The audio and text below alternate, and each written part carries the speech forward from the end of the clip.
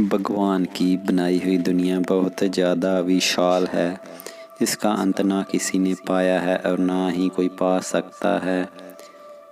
भगवान की बनाई हुई दुनिया, भगवान का बनाया हुआ ब्रह्मांड एक समंदर से बड़ा विशाल है। समंदर में पड़े हुए रेत के कण की तरह एक धरती है।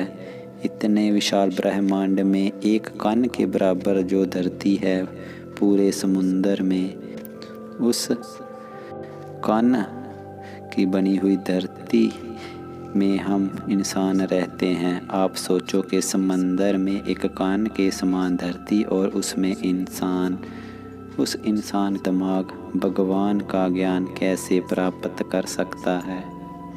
भगवान का ज्ञान बहुत ज़्यादा विशाल है। कोई भी इंसान भगवान का संपूर्ण ज्ञान प्राप्त नहीं कर सकता। भगवान एक से शुरू हुआ है, उसका ना जन्म हुआ ना मृत्यु होगी। एक के बाद ही दुनिया बनी, इसीलिए हम सब एक ही संतान हैं। अगर कोई आपको रास्ते में मिलता है वो आपके लिए अनजान इंसान होता है। अगर आप उससे एक बात कर लेते हो तो वो आपका वाकिफ हो जाता है। भाव वो आपका पहचान वाला बन जाता है। कैसे? इसका मतलब तो यही हुआ कि आप पहले भी उसको कहीं ना कहीं जानते होंगे। जिससे आप बात नहीं करते वो अनजान है, जिससे आप बात कर लेते हैं वो आपका जानने वाला बन जाता है।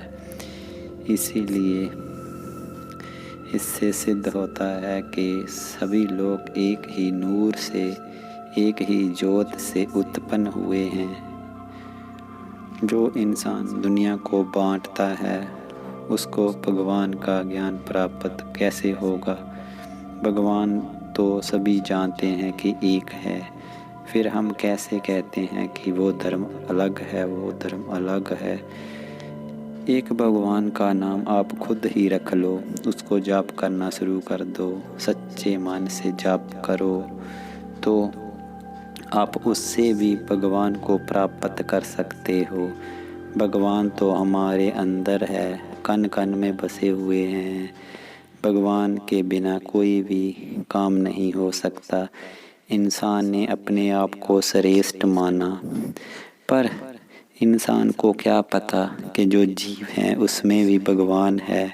इंसान ने अपने दिमाग को यूज़ किया और अपने आप को श्रेष्ठ बना लिया, मगर जानवर भी कई जगहों पे हमारे से आगे होते हैं।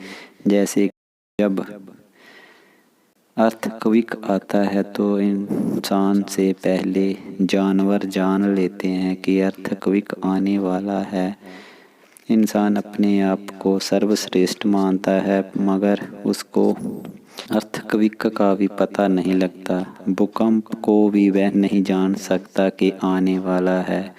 तो इंसान अपने आप को श्रेष्ठ कैसे मान सकता है। इंसानों ने मशीनें बनाई, उसकी सहायता से ही वह अपने काम चलाता है।